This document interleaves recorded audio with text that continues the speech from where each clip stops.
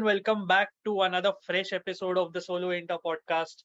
I am Parmeshwar, your host as always, and I'm joined by Manish. Gautam couldn't make it today, he slammed with work. But yeah, Manish, welcome back to the podcast. Here we are with another episode. Hope you're doing well. How are you? Yes, record well after the first match.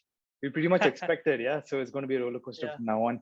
I think this is what was missing in a life, yeah. The stress, the tension. St- Now it's all back again, and the excitement also is Yeah, back equally. yeah, as if we don't have enough of stress, I guess, in the rest of our lives. But yeah, I guess we kind of missed it in a weird way. Right. But yeah, this is Inter, so let's get to the thick of things, Manish. Today, here we are talking to our audience, and we'll be covering two things.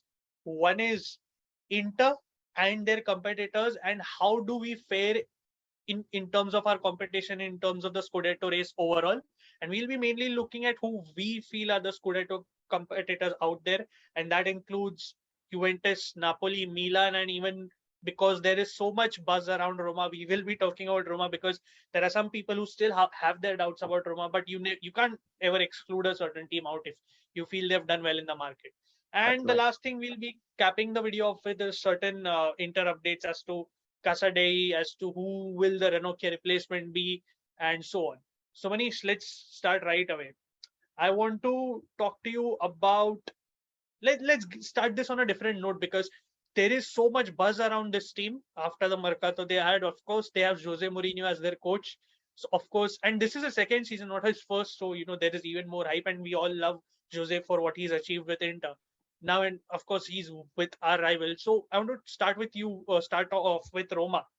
Uh, what do you think of them overall? What do you think of this whole buzz of this attacking options they have? Dybala, Tammy Abraham, Lorenzo Pellegrini, Nicolo Zaniolo, and the fact that in their first game, even if some people might say it was only Salernitana, they did look pretty defensively solid. To be fair to them, what do you make of this whole buzz? Do you think it's warranted, or do you think it's a bit exaggerated? Do you really think they can uh, push for the title, or do you think only top four is their goal? What do you make of AS Roma this season? No, see, as Roma, the magic started when Mourinho joined. When Mourinho joined Roma hadn't won for a really long time.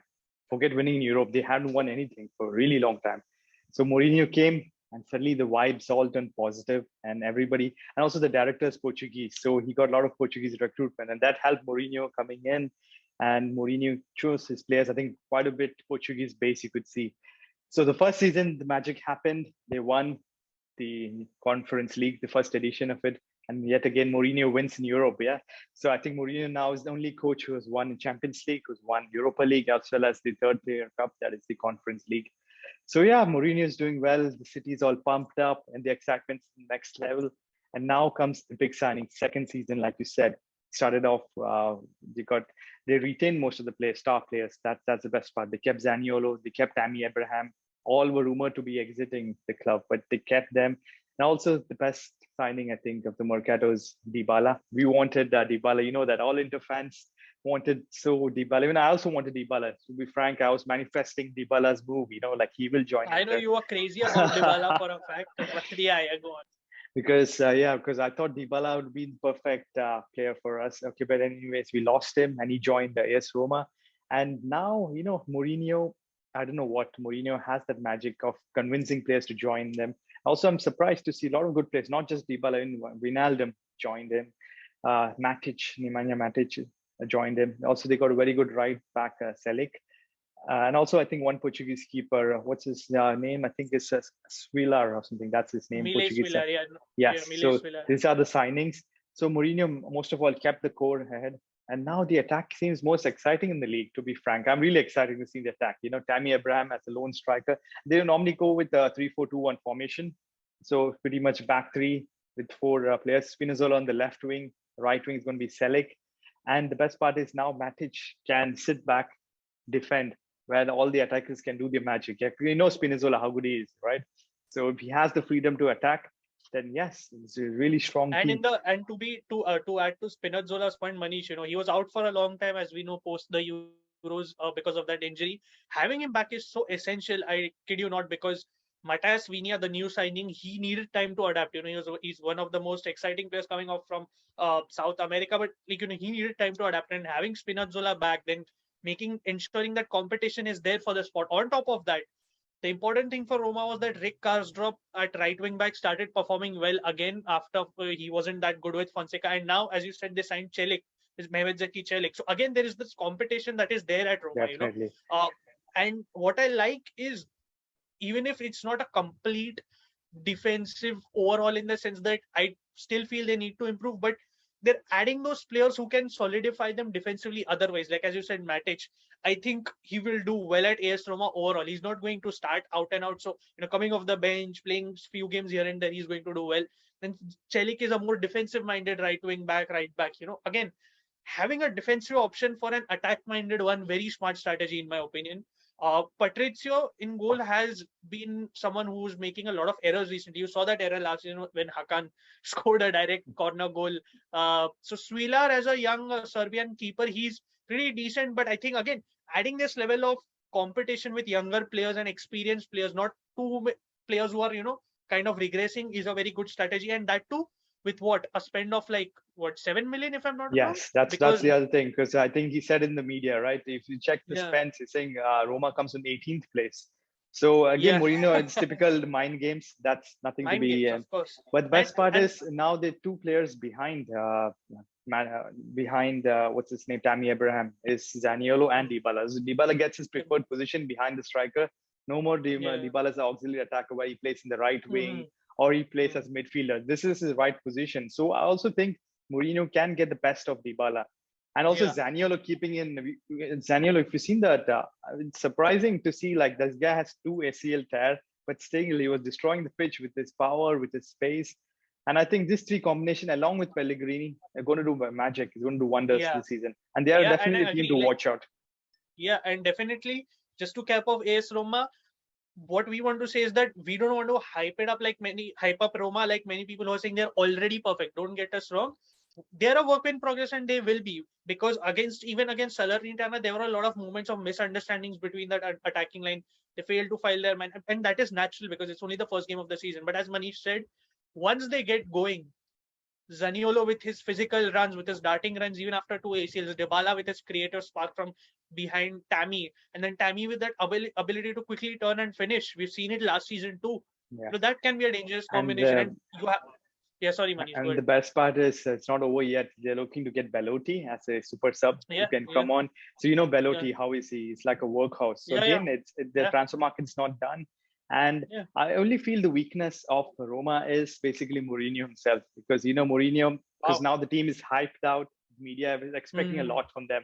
If things Yeah, don't yeah. happen their way, Mourinho is the first one going to start Mm-hmm. complaining. He's going to throw in the towel, saying that Yeah, the Italian forces against them, and yeah, there are some propaganda against them. You know how the Mourinho usual mind games are. yeah. That's the only downside I see. But with the fans And behind their back and with the yeah, excitement this season, I think they are the most exciting team to watch this season. yeah, yeah.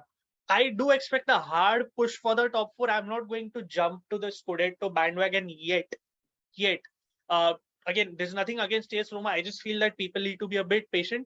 Lastly, I just want to give them credit for their outgoing market as well, because Thiago Pinto coming in, he had a very unique profile before this. I'm not going to delve into it, but he's literally managed to get rid of all players they didn't need. Carles Perez, Gonzalo Villar, Veretout was sold for 11 plus 4 million. That's insane, you know. So pretty good job to them. Kudos to Thiago Pinto and Mourinho for building that conviction, for maintaining it and heading into the season. So let's move on from AS Roma. I'll talk about, let me start with Napoli, because I think a lot of people, Manish, are sleeping on Napoli, because, and I don't, maybe it's the fact that because they've bought in a lot of new faces who people aren't familiar with, which is fine. But what let me get this out of the way to begin with, Manish. I understand that they've lost a lot of leaders to begin with. Koulibaly, Mertens, Insigne, right? A lot of leaders, and about to lose Fabian Ruiz to PSG probably. So I get this. I completely get this. But if you look at the talent they've got in Koulibaly's replacement in two. One is Leo Ostigard. Manish, just to give you a plea of what Ostigard is like. You remember the Genoa away game last season where we drew? Yes. Ostigard was blocking every shot and he was so difficult to beat. That's just one of his days. He does it on a regular basis. That's how good he is. Then you have Kim Min Jae, who's from South Korea, and this guy is, again, I don't want to hype up any name tag, but in Asia, he's literally labeled as the monster. That's literally his nickname. And he is so similar to Koulibaly in characteristics. Like they couldn't have gotten a perfect replacement in terms of how Koulibaly could have been replaced. And he's physical, he's tall, he'll win headers, he'll drive with the ball, and he showed this exactly against Hellas Verona. Manish, he was the best player on the pitch for like the first 40, 50 minutes, let's say, along with Kvaratskhelia. And I talk about Kvaratskhelia, this guy, many people had taken him in their fantasy team because they had heard a lot about him. He was linked with Milan last season, if I'm not mistaken. Uh, and Also with he's a left Juventus, he wing. was linked in. Yeah. Yes, his agent said left winger. And the thing with him is he does things so effortlessly. Like he at times might overdo things, but he will never, he'll always create chances. That is what I saw against Hellas Verona too. On the right side with Lozano, there was not much happening, but then Kvaratskhelia kept attacking that Hellas Verona line and caused them troubles, and that's how eventually the goals came. He scored a header, he managed an assist, he managed to create that play for Osimhen's goal. So what my point here is, Manish, that people are sleeping on Napoli because they don't seemingly have enough leaders in the team, and now Di Lorenzo is the new captain. But I feel the signings they've done, Manish, are so smart on just a general level. Getting younger players like Kvaratskhelia, then you have Ostigard, then you have Kim Min Jae. They retained Anguissa, Manish. You remember he's a physical Yes. beast, man, in that midfield. Zambo Anguissa, that was a huge signing. And then my only question is how you replace Fabian Ruiz, because they're about to, it seems, sign Tanguy and Ndombele, and he's known to have issues with his attitude in terms of how he commits to the team. So let's see there. I don't want to speculate anything, but yeah, overall, But and Manish, also, yes. yeah, sorry, go Sorry. ahead, go ahead. No, I'm saying over the years, if you check, they always lost those senior players. Like they lost Hamsik, Yes, they lost Callejon, yes, they lost Pepe yes, Reina. But still, always, I think the transfer market is always very smart and they do solid. smart signings. When they signed Yeah, Koulibaly, I think they signed him for a Belgian club, unknown team and stuff. But they yeah, always go for this smart signings, and yeah, later yeah. on, that's what I think Napoli always will definitely bounce back. And with Yeah, and Spalletti, the thing is, you have always to coming top four, so you can expect good things. exactly, and you have to credit Spalletti for his UCL record. He never misses. Definitely. He's never missed out on UCL. And the thing is, what has been impressive about this preseason for Napoli, from what I was reading and following, Hirving Lozano, who's had all these troubles at Napoli from injuries, attitude, he's completely regained his form. So that becomes an automatic right-wing signing when they're actually looking to sign Deulofeu. If you remember, Deulofeu was one of Yes. the best players last season. So they don't need him anymore because now you have Lozano in form and then Politano as the backup. As a backup, So yes. and Manish, sorry, when we talk about backups, Osimhen's backup is Giovanni Simeone now. So Right. as you said, Manish, the squad is stacked. It always comes down to the fact that when it matters the most, it somehow goes south for them. Correct. Ironically, if you remember, Manish, many people said that when their players go for Africa Cup of Nations, which was last season before it happened, people were like, they're definitely going to drop points at that But space. still, That it's is good, yeah. Yeah, exactly. That is when they won all their games, and when they had their full squad post AFCON, that is when they dropped points. This is Right. Napoli for you, right? So Yeah. ironic. So yeah, my point is just to cap off Napoli. Keep an eye. There are exciting players out like Kvaratskhelia, Ostigard, Anguissa being retained, Kim Min Jae, as I said, physical beast. Kvaratskhelia is very tricky, does things effortlessly. He'll shoot from outside the box. He'll put those incisive passes. He's very persistent in his approach. So my point is, all this, as we say, how Dybala's arrival benefits Tammy Abraham. You'll see Lozano's revival and Kvaratskhelia arrival benefit Also, Osimhen let's as well. not And write off Osimhen. Osimhen is one of the best yeah, exactly. forwards. Never. Yeah. If He's if he definitely can going to control his destroy the league, injury issues, yeah, if he can Yeah. definitely control his injury problems, he is dangerous, man. Very dangerous. So I think that on that note, we can cap Yes. Napoli of Manish. I'll come to you with, I think this is who you have predicted winning the Scudetto at the beginning is Juventus. And I can Yes. understand why. I don't blame you, but I'll come to you with this question. Max Allegri back, Pogba back. I know he's injured. Di Maria, fantastic performance on the first day, but unfortunately injured for Injured, them. yes. And I know they have a lot of absentees and injuries. Even Chiesa still isn't back, but on paper, that team is strong, Manish, and they're still looking to add to the team with the likes of Depay and Paredes probably. What's your take on them? And yeah, go ahead, take it over. Yeah. So for me, I think they are Yeah. definitely the Scudetto candidates, right? Because, okay, people say they lost a lot of players and stuff, but definitely now Allegri is playing to the players he wants. He's chosen the right players. Pogba has come back. He's going to dominate the Yeah. midfield. Also, Di Maria. Di Maria, it's like he has a lot of technical skills and he played in the right positions. He can do damage. He also scored a brilliant first goal. Okay, so many might say it's luck and stuff, but still he had the skill and technique to shoot the ball.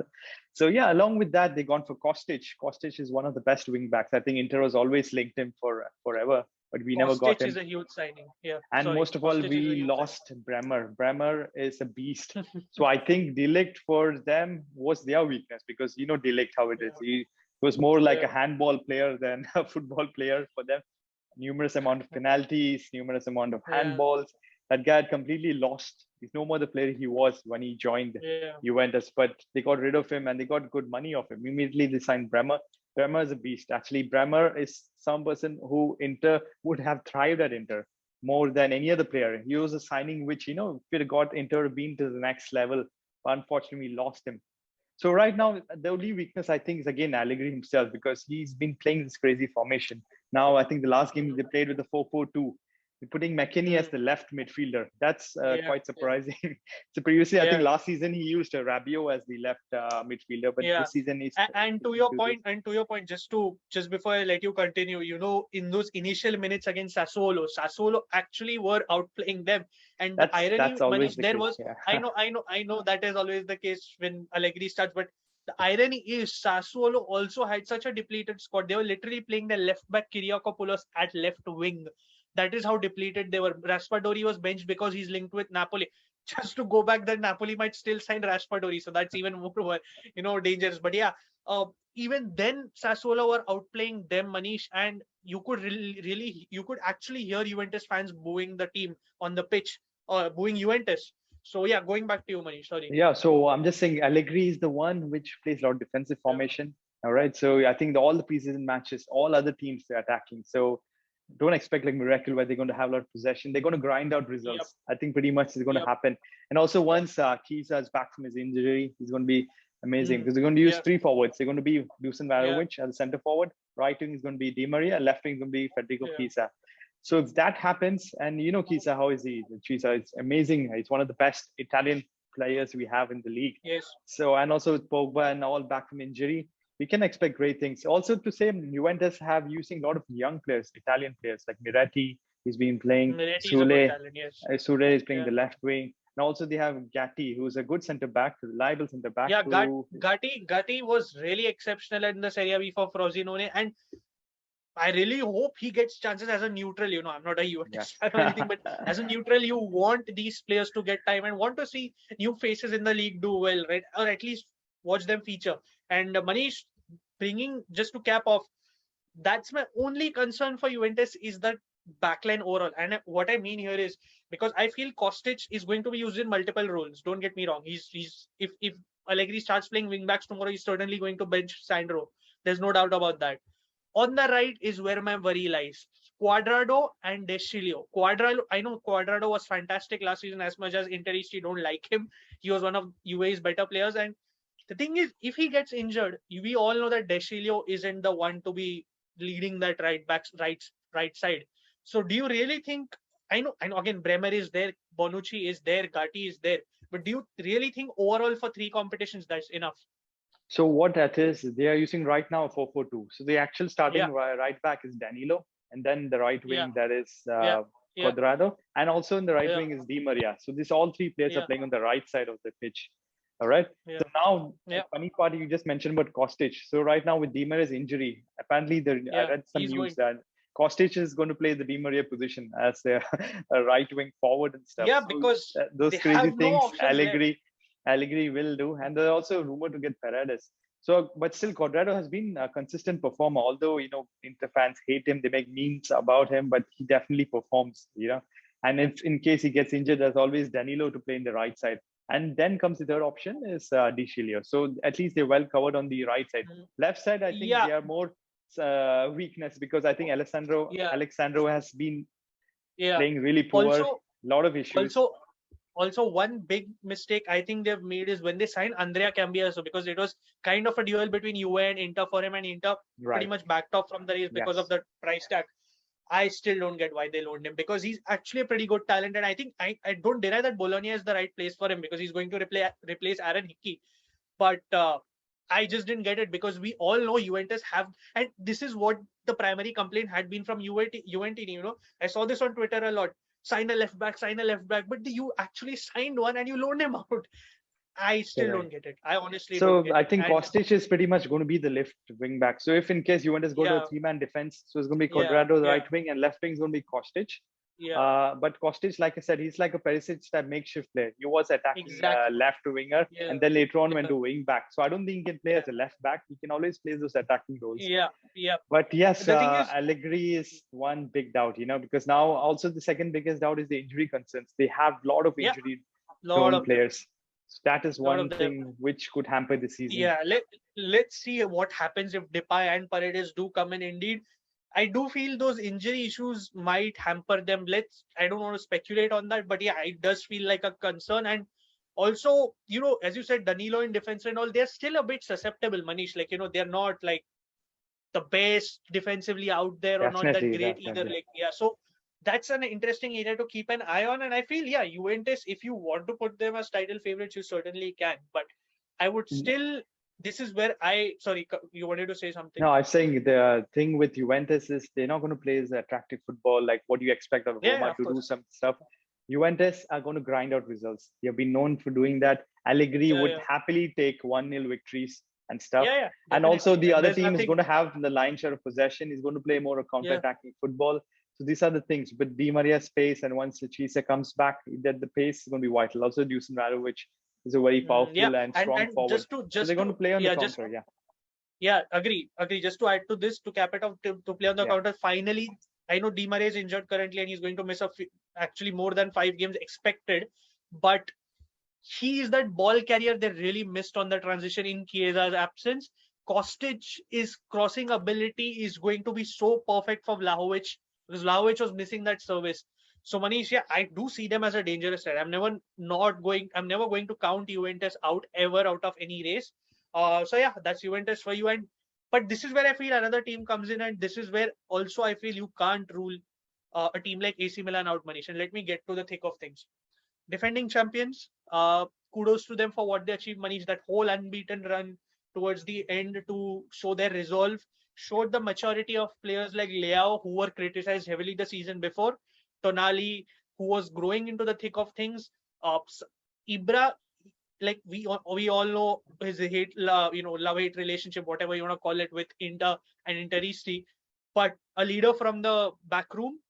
Signing Giroud, an experienced player, very important, because I think they lack that up front. We know that Giroud, he might not be the most like best dribbler out there or something, but he's going to finish any chance you give him. We've seen him spin Devray and everything, so we know that. Maignan as the Donnarumma replacement, phenomenal. Best keeper in Liga in the season before, best keeper in the Serie A in the Scudetto season. So let me come to my point, where I feel they will still be in the race, because many people seem to write them off, some of them at least. Yes, I know they missed out on one of their targets, Sven Botman, for defense. I get it. They missed out on Renato Sanchez, but here is where I think the difference is coming in. They signed one of in my opinion, the highly rated talented player like Charles de Ketelara. This guy, for playing for Club Brugge, he is so versatile, Manish. And one thing about Pioli's system is you do need versatile players to fill in those spots. Played as a support striker with Noah Lang and Club Brugge, played on the right, played on the left, even further deeper. And his speciality is how he works in half spaces, in those half areas. He is so dangerous with his passing, so precise. This is where it goes back to my point of view. Just give Giroud the service, someone like Giroud the service, and he'll score. So now you have Theo on the left side. You have Ketelaro in those half spaces. You have Leao. So you can imagine those combination plays just like you do with Roma, just slightly differently. And then you serve it to someone like Giroud, who is clinical. I hope you can imagine what I'm saying. Yeah. Just, I know obviously this is all hypothetical, but when you look at the players, when you look at De Catalara, that sort of a signing, that's what he can bring to the table. And again, he's a very let's say tall player. He uses his body well.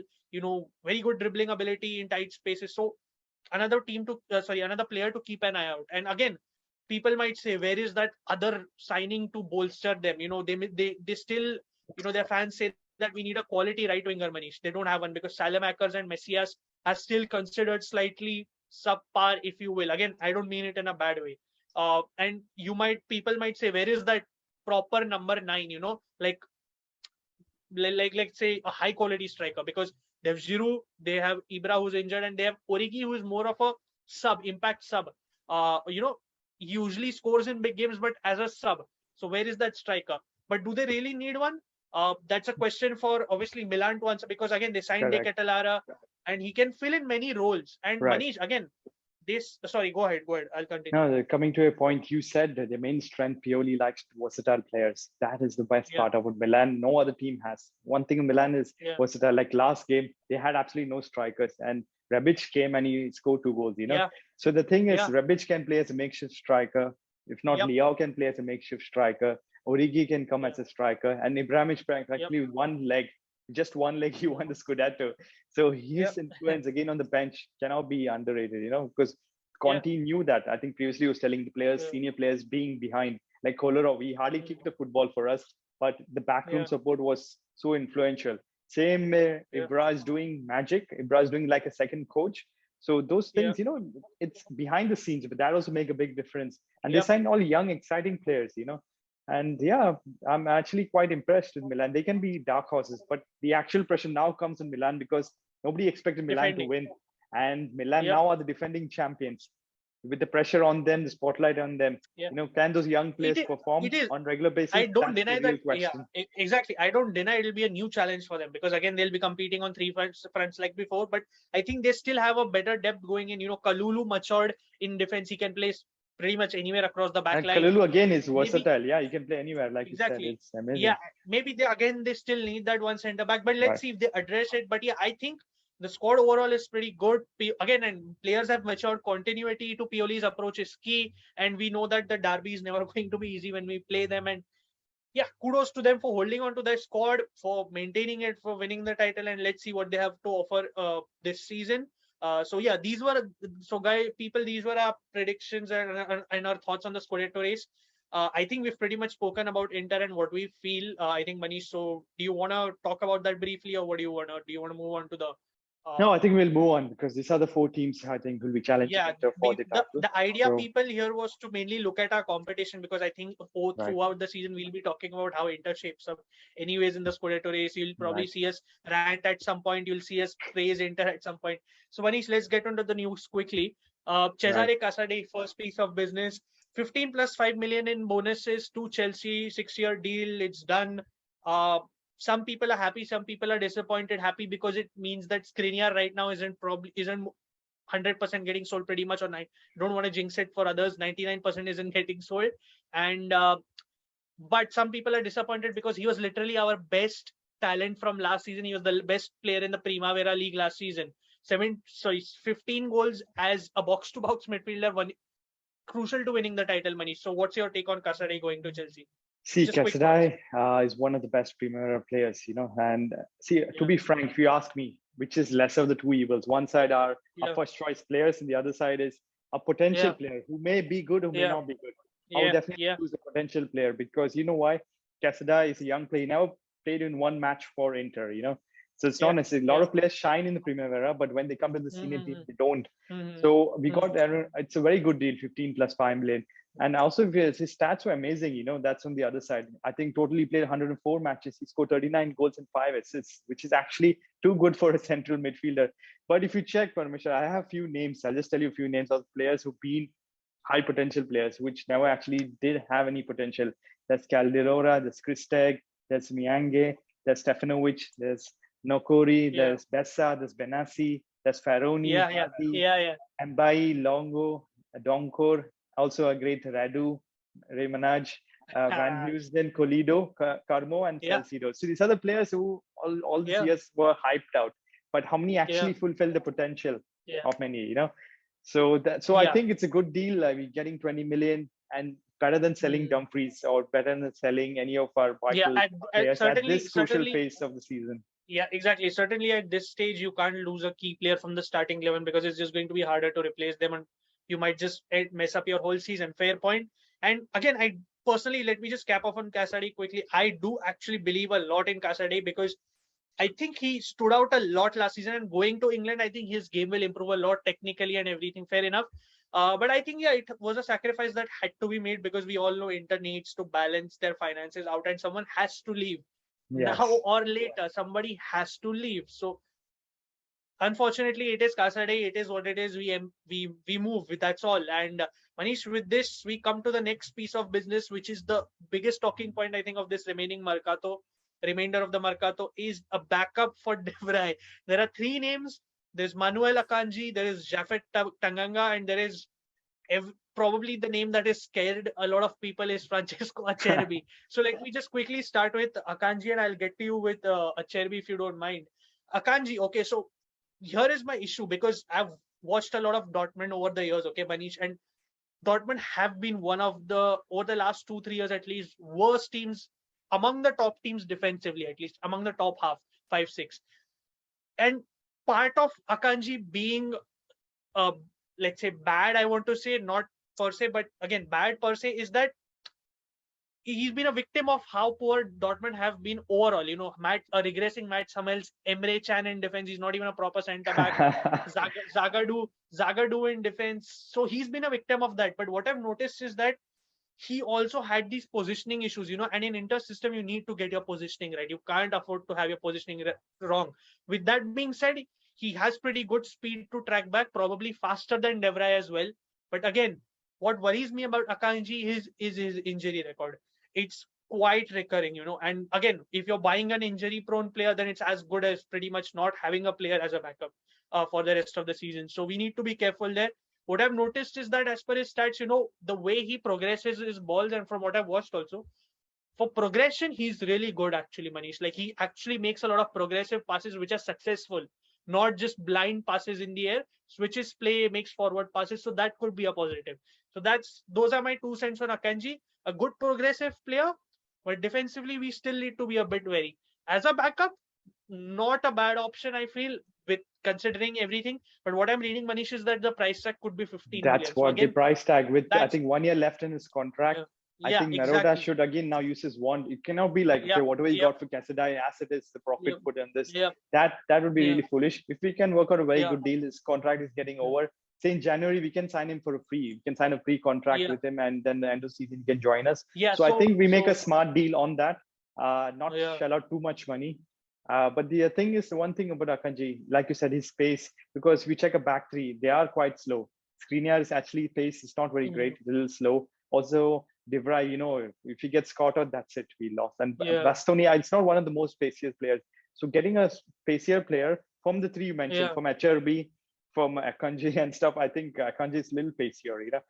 Yeah. Yeah, yeah, definitely. So lastly, I'm not going to talk too much about Tanganga, and it's not that I haven't followed Tanganga. The thing is, we are not as concretely linked with Tanganga. He's just been a name Yes. thrown out there, I think it's more and I linked to don't think AC Milan than us, you know?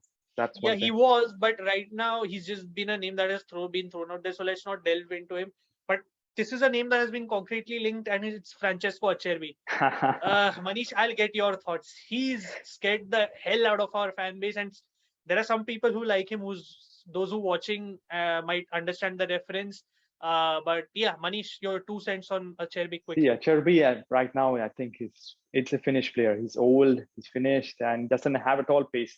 That's one weakness we have in the backline is pace. And now getting a Cherby, I don't understand the reason for it because again, he's he's as slow as a snail. Yeah, So getting him as a reserve player, as a backup player, okay, it makes sense. You know, some of those crucial last 5 minutes or last 10 minutes to bring on because you know Bastoni, with all the coaches try to substitute Bastoni in the yeah, 70th yeah, minute yeah, and Dimarco is yeah, not a very reliable left-footed centre back. yeah, So for those reasons, yeah, I can understand why Simeone Inzaghi wants Bastoni maybe last 10 or 15 minutes, but this guy can no way be a starter.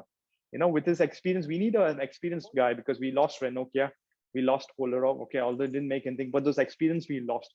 So getting on a free maybe might be makes some yeah. sense why Simeone But that's Inzaghi the wants thing. him. It's Di Marzio said that he could cost 4 or 5 million. So I don't know if he's worth even 4 or 5 million. So, but yeah, I think my worries about Acerbi are pretty much the same. Manish, yeah, he does bring experience. I don't deny that. I do. for those who know my views on Acerbi, I'm not a big fan of present day Acerbi. I know that 2 years ago he was Yeah. actually pretty decent, and even 3 years ago he was I actually think the pretty only decent. reason why we are linked with him, I think, is because the left-footed centre back. That's, I Yeah, think, the yeah, only and of genuine course reason why Inzaghi we're knows him behind him. pretty well. And of course Inzaghi knows him pretty well. And of course Acerbi, why wouldn't Acerbi want to sign for a Champions League team? So of course. Yeah. So yeah, guys, those are our thoughts on our Scudetto competitors and our Inter's recent news updates. Let us know in the comments below, who do you think are, you know, there? Who do you think will be challenging for the Scudetto? Give us your top four in proper order, and also let us know what you think of Inter potentially signing Akanji, Tanganga, or Acerbi. Let us know your thoughts in the comments down below, guys. Do like, share, and subscribe. And as always, Manish, sempre Forza Forza Inter. Inter, guys.